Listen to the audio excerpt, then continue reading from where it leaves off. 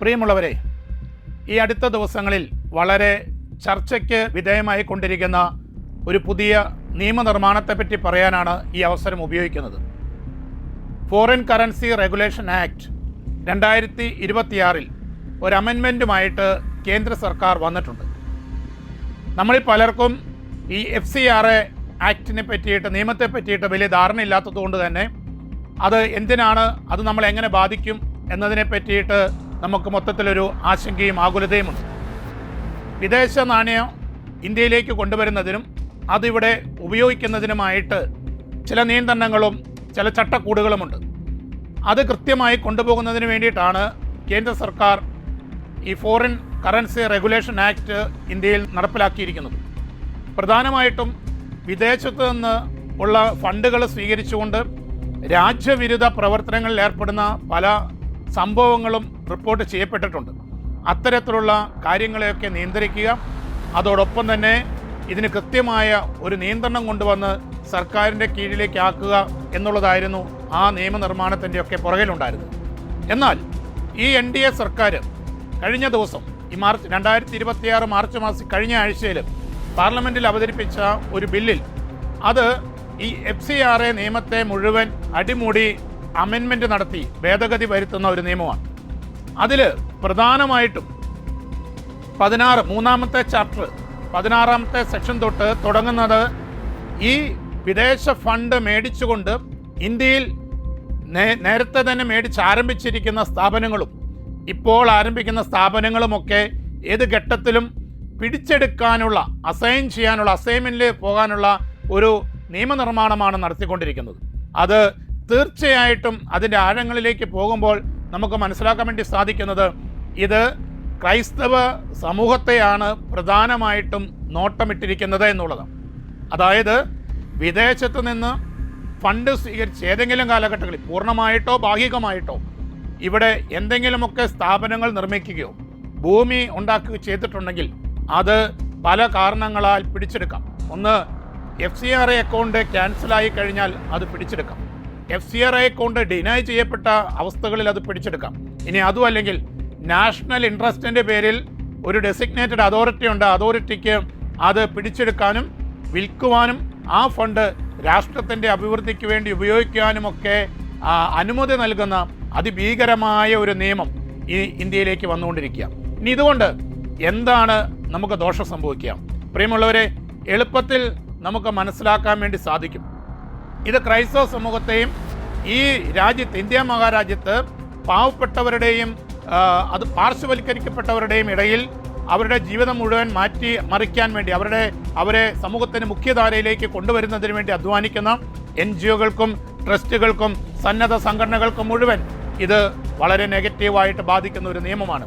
കാരണം ഇന്ത്യ മഹാരാജ്യത്തിൻ്റെ കുഗ്രാമങ്ങളിൽ, വിദൂരദേശങ്ങളിലും ഇന്നും പഞ്ചായത്തുകൾക്കോ സർക്കാരുകൾക്കോ പോലും ചെന്നു കയറാത്ത ഇടങ്ങളിൽ പോലും പോയി അവിടുത്തെ അടിസ്ഥാന സൗകര്യ വികസനത്തിനും അടിസ്ഥാന വർഗത്തിൻ്റെ ഉന്നമനത്തിനും വേണ്ടി അധ്വാനിക്കാൻ വിദേശത്തു നിന്ന് ഫണ്ടുകൾ വരുന്നുണ്ട് എന്നുള്ളത് യാഥാർത്ഥ്യമാണ്. അതുകൊണ്ട് തന്നെയാണ് ഇന്ന് ഇന്ത്യ മഹാരാജ്യം ഇത്രയെങ്കിലും വികസിച്ച് നിൽക്കുന്നത്. നമ്മുടെ കേരളത്തിലും ഒരു കാലഘട്ടങ്ങളിലൊക്കെ ഉണ്ടായിരുന്നു. നമ്മുടെ അനാഥാലയങ്ങൾ, വൃദ്ധമന്ദിരങ്ങൾ, വിദ്യാഭ്യാസത്തിന്, ആതുര ശുശ്രൂഷയ്ക്കൊക്കെ വേണ്ടി ഫണ്ടുകൾ ധാരാളം കിട്ടിയിരുന്നു. അതെല്ലാം കൊണ്ട് തന്നെയാണ് ഇന്ത്യ മഹാരാജ്യം ഇന്ന് കാണുന്ന ഈ അവസ്ഥയിലേക്ക് വികസിച്ച് ആരുടെ മുമ്പിൽ തലയുയർത്തി പിടിച്ചാൻ വേണ്ടി നിൽക്കുന്നത്. പ്രത്യേകിച്ചും വടക്കേന്ത്യൻ ഗ്രാമങ്ങൾ, നോർത്ത് ഈസ്റ്റ് ഗ്രാമങ്ങളിലേക്കൊക്കെ നമ്മൾ ചെന്നു കഴിഞ്ഞാൽ അവിടെയെല്ലാം ഈ NGOകളിലൂടെ, ഇതുപോലുള്ള സന്നദ്ധ സംഘടനകളിലൂടെ, അല്ലെങ്കിൽ ക്രൈസ്തവ സഭകളുടെയൊക്കെ നേതൃത്വത്തിൽ നടത്തിയിരിക്കുന്ന പ്രവർത്തനങ്ങളിലൂടെ അല്ലാതെ വികസനത്തിൻ്റെ ഒരു അണുകിട പോലും ഇന്നുമില്ലാത്ത ഗ്രാമങ്ങൾ നമുക്ക് നമ്മുടെ ഇന്ത്യയിൽ തന്നെ നമുക്ക് കണ്ടെത്താൻ വേണ്ടി സാധിക്കും.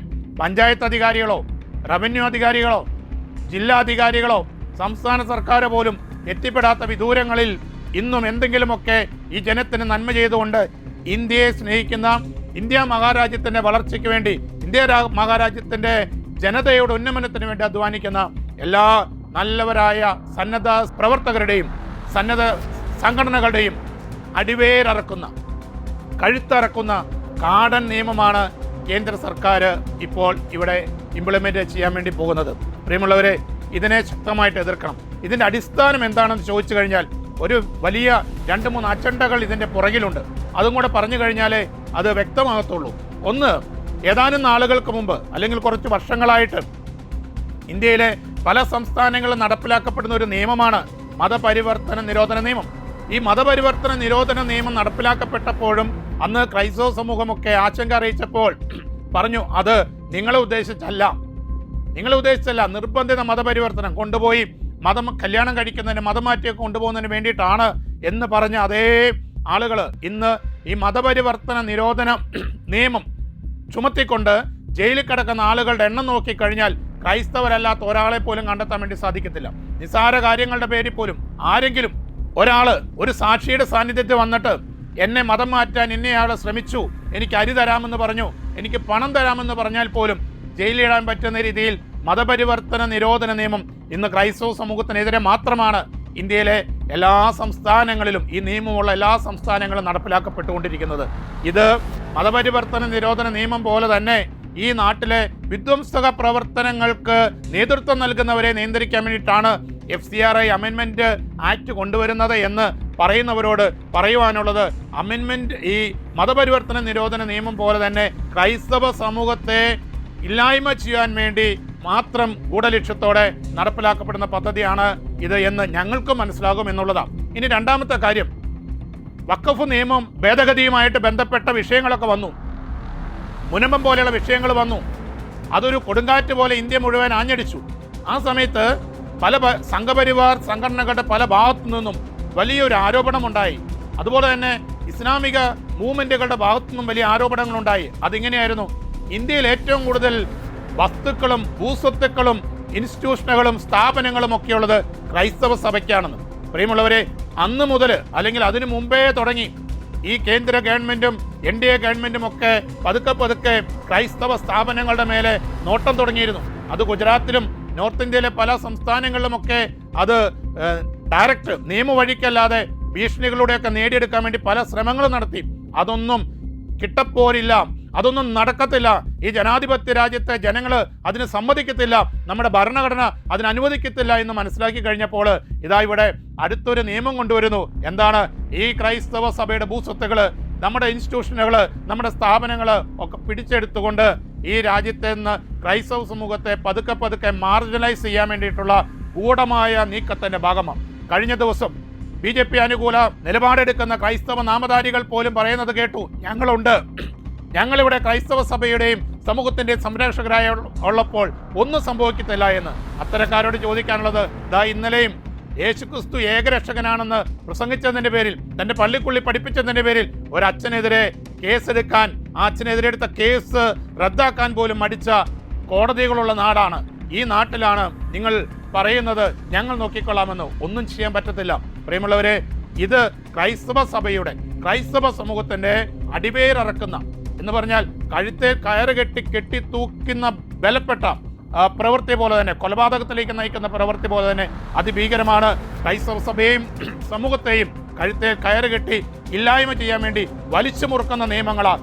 ഇതിന് അനുവദിച്ചു കൊടുക്കാൻ വേണ്ടി പാടില്ല.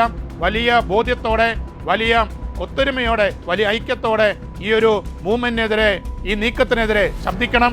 നമ്മുടെ പാർലമെന്റ് മെമ്പർമാരെ ഇതിനെപ്പറ്റി ബോധവൽക്കരിക്കണം. രാഷ്ട്രീയ നേതാക്കന്മാരെ ഇതിനെപ്പറ്റി നമ്മൾ ബോധ്യങ്ങൾ പഠിപ്പിക്കണം. ഈ നിയമത്തിന്റെ എല്ലാ വശങ്ങളും പഠിപ്പിക്കണം. എന്നിട്ട് അവരെ കൊണ്ട് പാർലമെന്റിൽ ഈ വിഷയം ഉന്നയിച്ചുകൊണ്ട് കൃത്യമായ ഇതിന് ഡിഫൻസ് എടുക്കുവാൻ, പ്രതിരോധം തീർക്കുവാൻ നമ്മൾ ഒന്നിക്കണം. അതോടൊപ്പം തന്നെ നമുക്ക് ഈ ഒരു മഹാവിപത്തിന് ഇതൊരു അവസാനമല്ല, ഇതൊരു തുടക്കമാണ്. ക്രൈസ്തവ സമൂഹത്തെയും ക്രൈസ്തവ സഭയെയും ഒക്കെ ഞെരുക്കാൻ വേണ്ടിയുള്ള അവസാനത്തെ ശ്രമങ്ങളുടെ ഭാഗം.